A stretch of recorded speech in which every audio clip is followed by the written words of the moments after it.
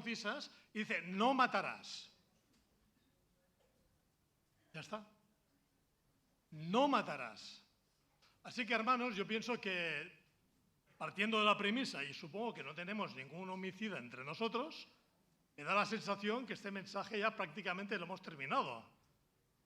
No matarás, no tenemos homicidas. No sé si valdría la pena ya terminar con una oración y poder ya pasar al segundo grupo. Pero bueno, como veo que estáis aquí sentados todavía, vamos a hacer lo siguiente, porque Jesús, cuando está hablando acerca de los mandamientos, dice que oísteis lo que fue dicho a los antiguos. Y la pregunta es, ¿y vamos a enriquecer a ese mandamiento no matarás, ¿no? ¿A qué se refería el Señor Jesús? ¿Qué es lo que habían oído los antiguos? Bien, vamos a hacer un poco la historia bíblica y cuando vamos al Génesis podemos encontrar el primer homicidio que ocurrió. ¿Cuál fue el primer homicidio? Es fácil, ¿no? Caín y Abel. ¿Qué es lo que ocurrió?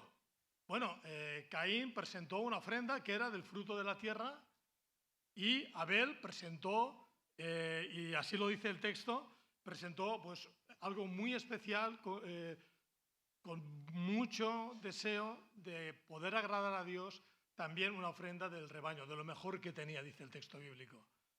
¿Y qué sucedió? Que el Señor miró la ofrenda de Abel, miró la actitud de Abel y le agradó. Y Caín se dio cuenta. Y más tarde, ¿qué pasó? Que Caín lo llevó mal. Lo llevó tan mal que se enfureció y andaba cabizbajo. Así lo dice en la nueva versión internacional. Y dice que el Señor se acerca a él y le dice, Caín, ¿por qué estás enojado? Y fijaros la palabra, enojado, porque es algo que lo vamos a ver luego a continuación. ¿Por qué estás enojado? ¿Por qué estás cabizbajo? Si hicieres lo bueno, podrías andar con la frente bien alta. Ahora, si haces lo malo, el pecado te acecha como una fiera lista para atraparte. No obstante, tú puedes dominarte. ¿Qué hizo Caín? Lo sabemos. Llegó un momento, después de esta conversación con Dios, que viendo a Abel, se acercó, le invitó y cometió el primer delito de homicidio que aparece en la historia. ¿Por qué lo hizo? En 1 Juan capítulo 3 dice, porque sus obras eran malas y las de su hermano eran buenas. Dicho de otra manera, por envidia. Más tarde vemos otra etapa. A veces decimos que las generaciones anteriores fueron mejores. Os garantizo que la que vamos a hablar ahora para nada fue mejor. Era la etapa en la que vivió Noé.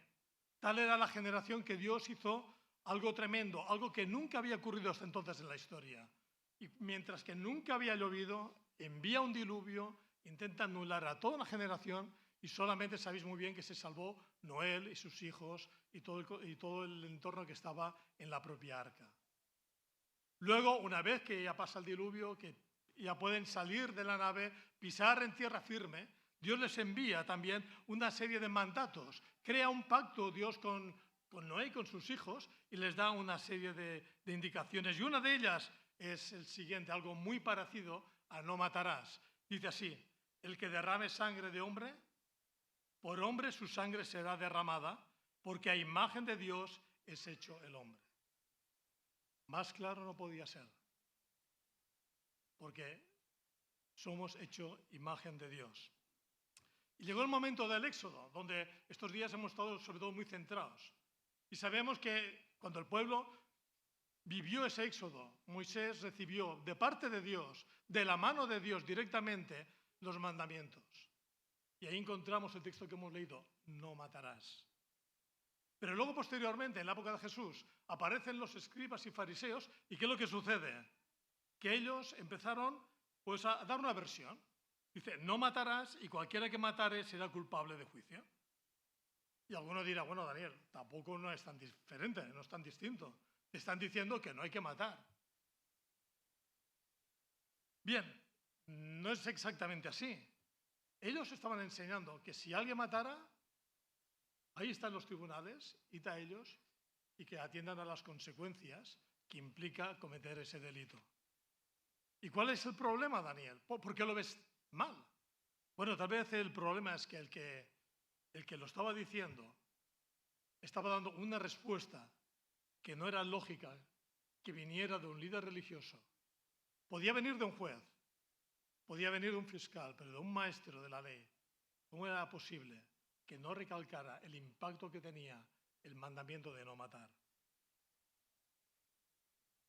Y finalmente, vemos que Jesús, él va a dar una gran amplitud de lo que significa el mandamiento no matarás. Y de hecho, lo que él va a hacer es dar un avance de lo que implica más allá de una muerte física. Y lo primero que nos va a decir es que él no ha venido para abrogar la ley, él no ha venido para suspenderla, no ha venido, como ahora decimos mucho en los medios políticos, a derogar leyes que se han aprobado, sino él vino para cumplirla. ¿Y qué quiere decir? Pues quería decir básicamente dos cosas, que él estaba totalmente de acuerdo con los mandamientos que vemos en el Antiguo Testamento y desacuerdo con lo que los escribas y fariseos estaban enseñando. ¿Y por qué? ¿Y por qué estaba de desacuerdo? De hecho, él nos dice en Mateo capítulo 5:20 que si vuestra justicia no fuere mayor que la de los escribas y fariseos, no entrarán en el reino de los cielos. ¿Qué es lo que está pasando? Que los escribas y fariseos estaban escafeinando el poder real, la potencia que tenía ese mandamiento de Dios. ¿Cómo nosotros podemos interpretar de una forma eficaz, clara y que sea aplicable también a nuestras vidas, aunque no seamos, y espero que sea así, no seamos homicidas? ¿Cómo la interpretó? En primer lugar, dando una verdadera dimensión a lo que implica obedecer el mandato de no matarás. Es evidente que una muerte física implica, en primer lugar, una condena social, una condena delante de la justicia y, por supuesto, una condena divina. Pero cuando empezamos a oír las palabras de Jesús, nos vamos a dar cuenta que va más allá de simplemente pensar en el homicidio. Vamos a leer Mateo capítulo 5, versículo 22 en adelante. Vamos a leer del 21 que dice: oísteis que fue dicho a los antiguos, no matarás, y cualquiera que matare será culpable de juicio. Pero yo os digo, y ahora fijaros bien, pero yo os digo que cualquiera que se enoje contra su hermano será culpable de juicio. Y cualquiera que diga necio a su hermano será culpable ante el concilio. Y cualquiera que le diga fatuo quedará expuesto al infierno de fuego.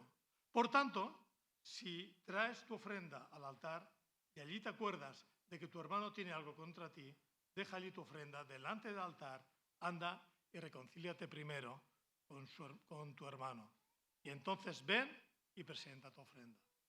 Y aquí empezamos a ver algo más allá de lo que hasta ahora estamos contemplando. Sí, está claro que si hay un homicidio, estás en contra de los mandatos de Dios y nos está diciendo la palabra que es algo que atenta contra la identidad de la persona, contra su propia dignidad, con el hecho que está creado a imagen de Dios. Pero empieza a abrir la ventana, a dar una mayor perspectiva. Y el primero que nos dice es: yo os digo que cualquiera que se enoje contra su hermano será culpable de juicio. Y aquí se nos complica un poco el tema.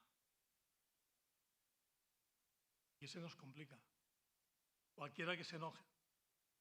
Bueno, y alguno dirá, bueno, a ver, Daniel, de hecho, tener un poco de ira no es pecado.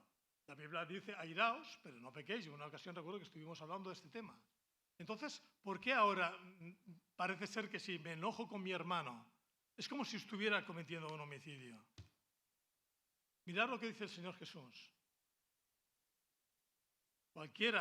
Vamos a leerlo de nuevo, cualquiera que se enoje contra su hermano será culpable de juicio. Es decir, si llega un momento que yo ando en ese enojo, en mi corazón, y es algo que lo tengo guardado, y es algo que está moviendo mis emociones, en mis entrañas, me está amargando y me lleva a una acción.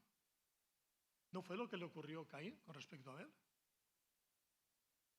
Tenía un pensamiento muy claro, tenía envidia de su hermano, lo llevó a la parte emocional, estaba cabizbajo, estaba malhumorado y lo lleva finalmente a una acción y mata a su hermano.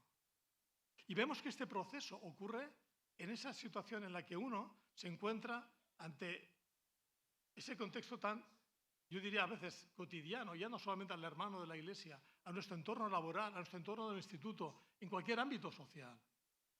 Cualquiera que nos expresamos en enojo, ¿hacia dónde lo vamos a derivar? ¿Y qué más nos dice?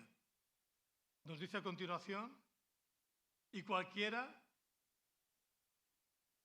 que diga necio a su hermano será culpable ante el concilio. Aquí la palabra necio es la palabra aramea que se denomina rag. Esto yo no lo sé. Hay un diccionario, Wine, que ahí exactamente es la fuente que podemos analizar y ver las palabras en el origen, cuál es el significado. Y lo que nos plantea es que la idea de cuando Jesús menciona necio, lo que nos quiere decir es, y está traducido como cabeza hueca, estúpido, imbécil, tonto del bote. Bueno, esto es añadido. Ahora, tú imagínate, eres un imbécil, eres un estúpido, tonto del bote. A ver, no suena muy bien y me parece que como está grabándose no queda muy bien, no es muy cortés. Pero a mí no me preocupa que no quede bien, que no suene bien, sino como dice Jesús, es también culpado de juicio. También nos dice a continuación, cualquiera que diga, y cualquiera que le diga fatuo quedará expuesto al infierno. Y fatuo tiene que ver con algo que es también, denota esta falta de razón, esta falta de entendimiento. Es como si yo le dijera a alguien, es que eres un sinvergüenza. Sinvergüenza. También nos dice la palabra que si lo decimos, seremos culpables de juicio. Así que, si decimos imbécil, eres un sinvergüenza y estoy enojado con la persona. Estoy cometiendo una infracción al sexto mandamiento, no matarás.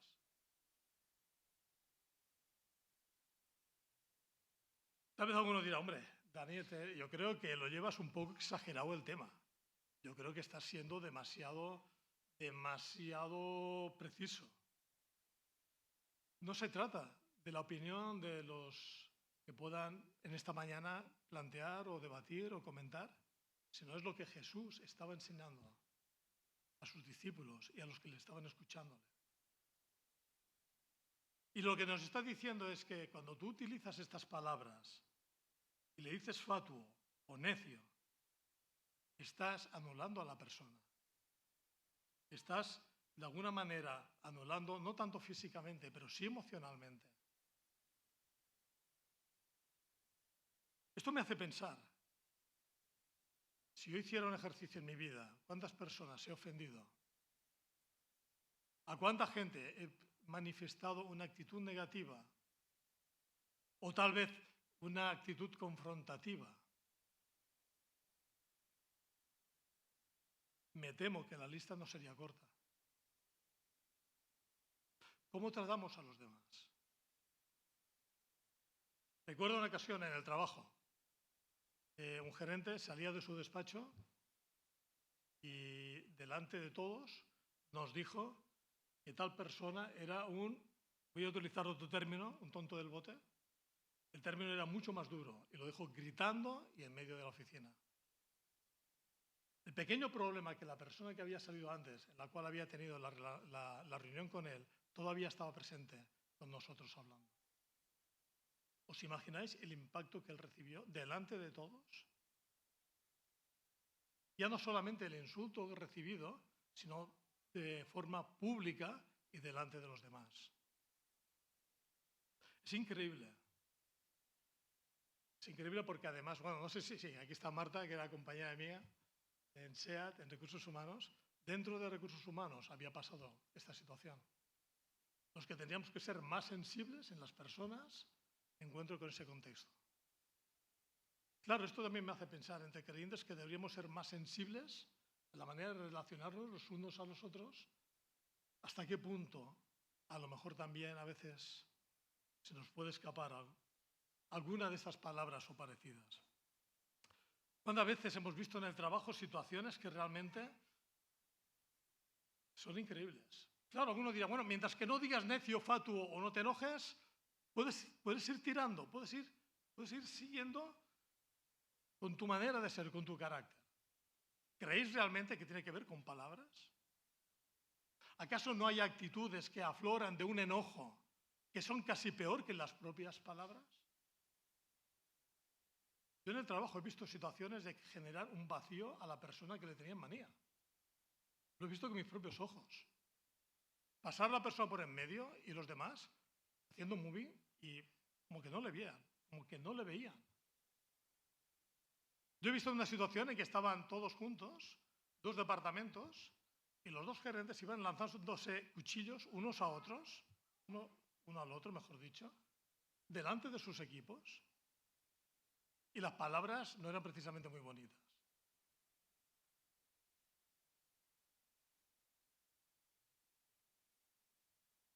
Yo esto lo he visto en el trabajo. ¿Cómo actuamos en el trabajo? ¿Cómo actuamos en la universidad, en el instituto, en nuestras relaciones interpersonales, donde estemos? ¿Con qué actitud vamos y damos testimonio de fe en nuestras vidas?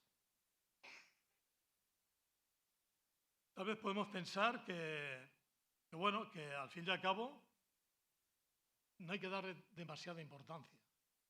Pero el Señor Jesús dice, cualquiera que le diga imbécil, o diga que es un sinvergüenza, o simplemente está en una actitud negativa hacia la persona, está incumpliendo la ley.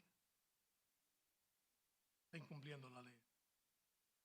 Porque detrás de estas palabras o detrás de estas actitudes nos olvidamos que todos fuimos creados a imagen de Dios.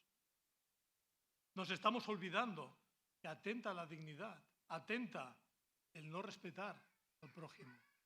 Nos estamos olvidando de que atenta a la propia esencia de la persona.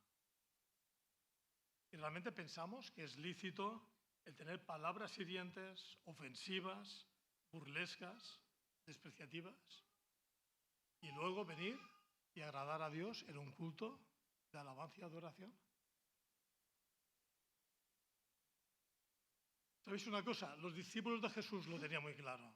De hecho, el apóstol Juan, en 1 Juan 3:15, quiere dar mayor luz al texto que estamos comentando. Dice, todo aquel que aborrece a su hermano es homicida. Es increíble. Todo aquel que aborrece al hermano es homicida.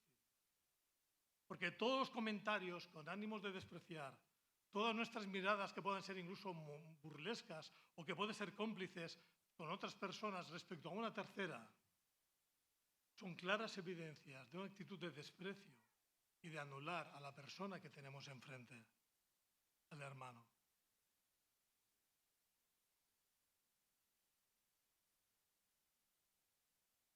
Cuando vemos el libro de Génesis, Caín debería de haber cuidado a su hermano. Dios va al encuentro de Caín y le hace una gran pregunta. ¿Dónde está tu hermano? ¿Seremos capaces de responder nosotros delante del Señor dónde está nuestro hermano si hay enojo en nuestro corazón? Si hay actitudes que deshonran. Si en un momento dado termina la reunión y se produce cierto vacío hacia una persona que realmente no me entra bien a los ojos, no me cae bien. Si hago un giro de 180 grados para que no me vea y sigo por el pasillo sin saludar porque así me lo evito. Y tantas cosas más.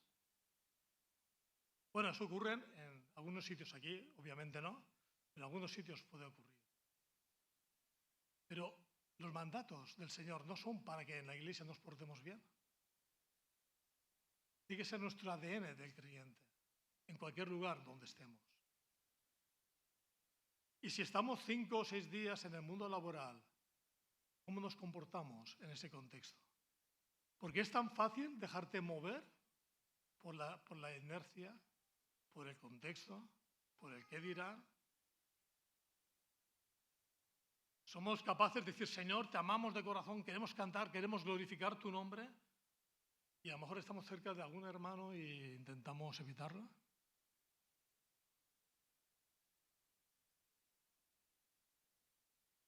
Jesús da una respuesta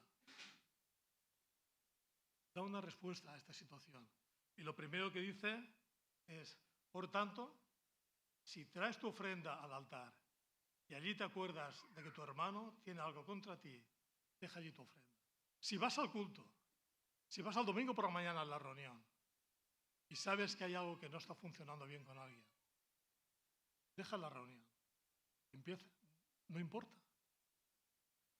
Deja la reunión, aunque ya hayan cantado algunos himnos, y céntrate en solucionar el problema. Sinceramente, hermanos, creo que todos lo sabemos esto. Es de los pasajes más oídos, más reconocidos. El proceso lo entendemos claramente, lo sabemos de memoria. ¿Y cuántos años a lo mejor hemos estado en la iglesia local y pocas veces lo hemos podido experimentar por nosotros mismos o incluso verlo en el contexto de nuestro entorno? En teoría lo dominamos. ¿Y en la práctica? Eso nos invita a que paremos por un momento y primero arreglemos esa relación personal y luego podamos proseguir en ese deseo de expresar nuestra gratitud al Señor. El apóstol Juan nos había recordado que todo aquel que aborrece al hermano es homicida, y también nos recuerda que el que no ama a su hermano, a quien ha visto, ¿cómo puede amar a Dios a quien no lo ha visto? Es que entramos en una incongruencia, entramos en algo que no es sostenible, pero es tan cercano al ser humano, es tan propio de nuestra manera, a lo mejor, de actuar y de ser.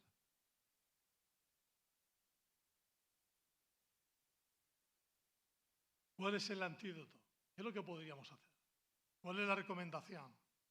El apóstol Pablo en la epístola a los Romanos, es una epístola increíble, nos habla de puro evangelio en los 11 primeros capítulos. Capítulo 12 nos hace una reflexión tremenda de transformar nuestra vida, de renovar. Y a continuación nos dice algo muy importante, y es, si es posible, en cuanto dependa de ti, estad en paz con todos los hombres. Y esta es la clave. Si es posible, a veces no lo es. A veces uno quiere arreglar una situación y la otra persona no quiere. Pero al menos lo que respecta a ti, si es posible, estate en paz con todos los hombres. Es un texto increíble, porque la belleza que podemos sacar del texto es brutal. Porque nos está diciendo que nosotros como creyentes somos llamados a restaurar relaciones rotas. Somos agentes de restauración unos para con otros. Y más en un mundo en la que la sociedad está rota, en la que constantemente vemos violencia a nuestro alrededor, verbal o no verbal, física o no física. Y está latente en los medios, en las redes sociales, en las opiniones, en todos los lados.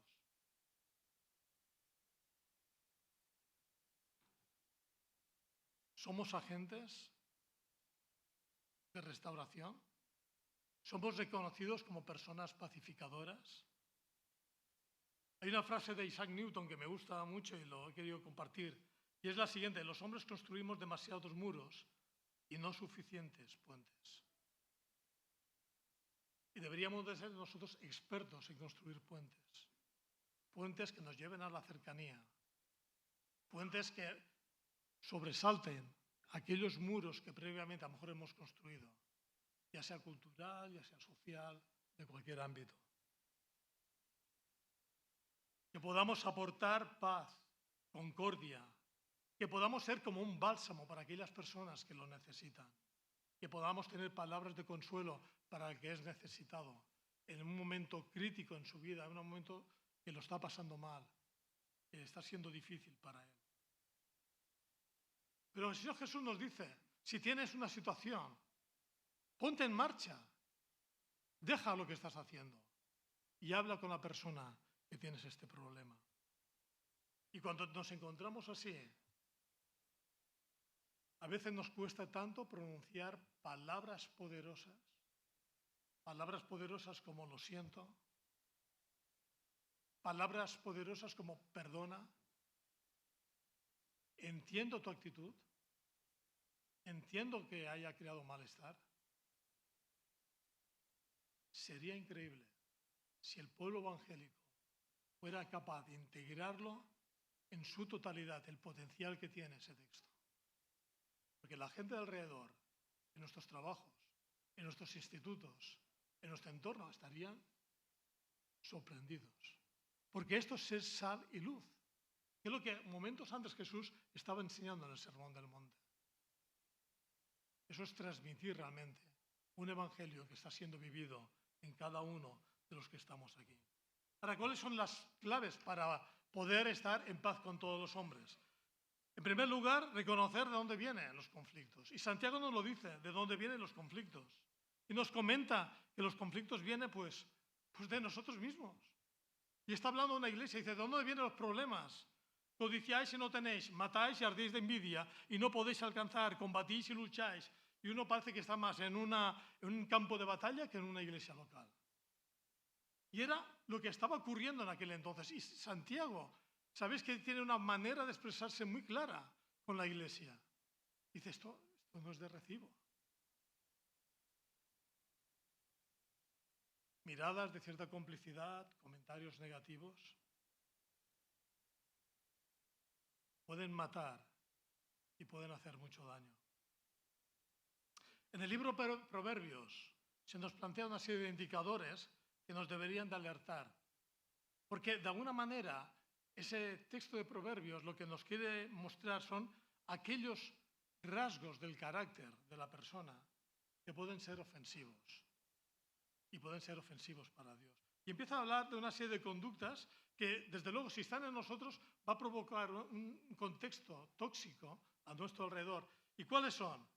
Los ojos que se enaltecen, la lengua que miente, las manos que derraman sangre inocente, y nos acordamos de Caín, el corazón que hace planes perversos, él hizo planes al respecto, los pies que corren a hacer lo malo y le faltó tiempo para ello, el falso testigo o que esparce mentiras, el que siembra discordia entre los hermanos.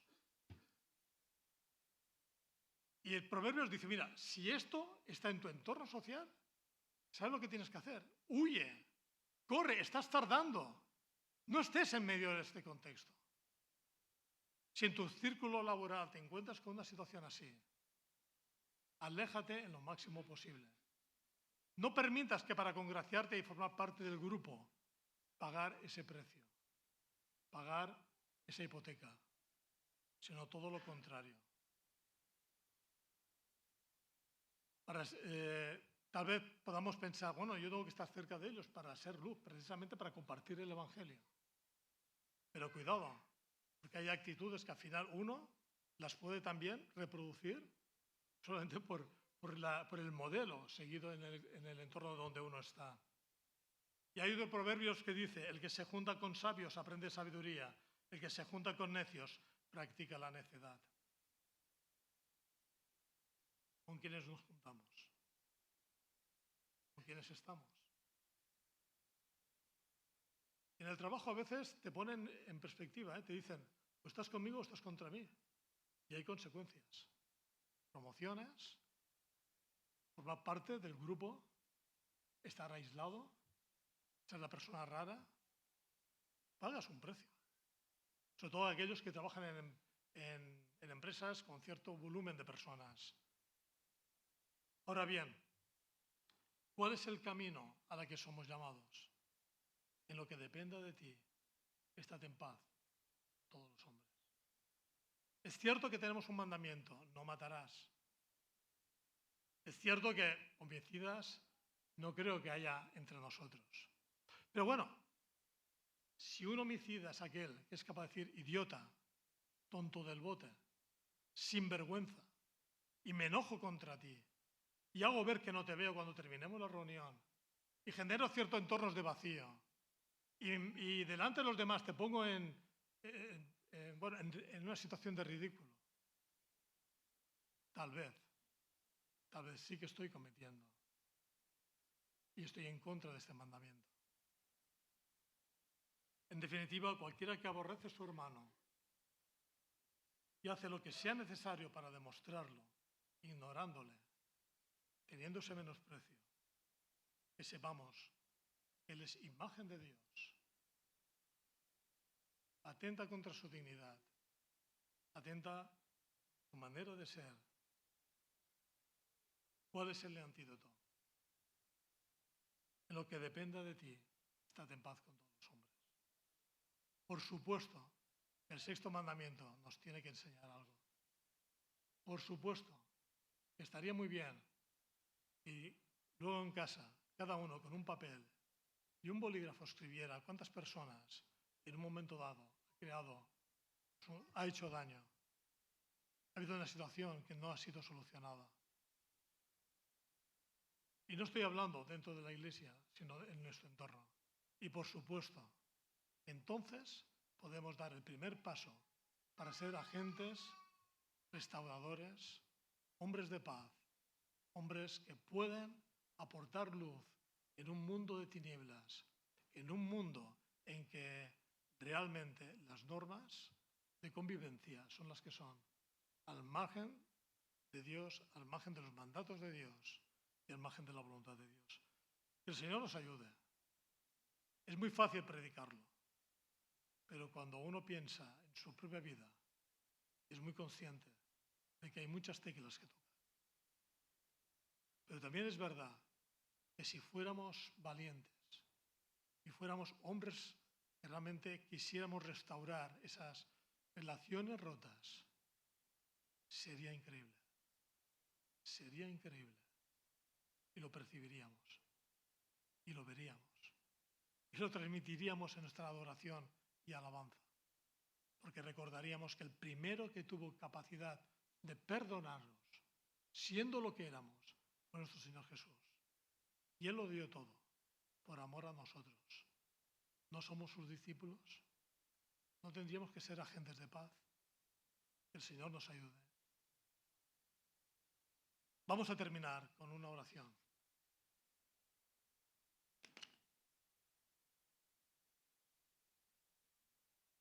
Señor y Padre, queremos darte las gracias por esta mañana, porque hemos tenido la oportunidad de nuevo de reflexionar y pensar, Señor, lo mucho que has hecho, el gran amor que has tenido para con nosotros, el gran sacrificio que ofreciste allí en la cruz. Hemos podido tomar los símbolos y recordando, Señor, aquella sangre que fue derramada, aquel cuerpo que fue partido.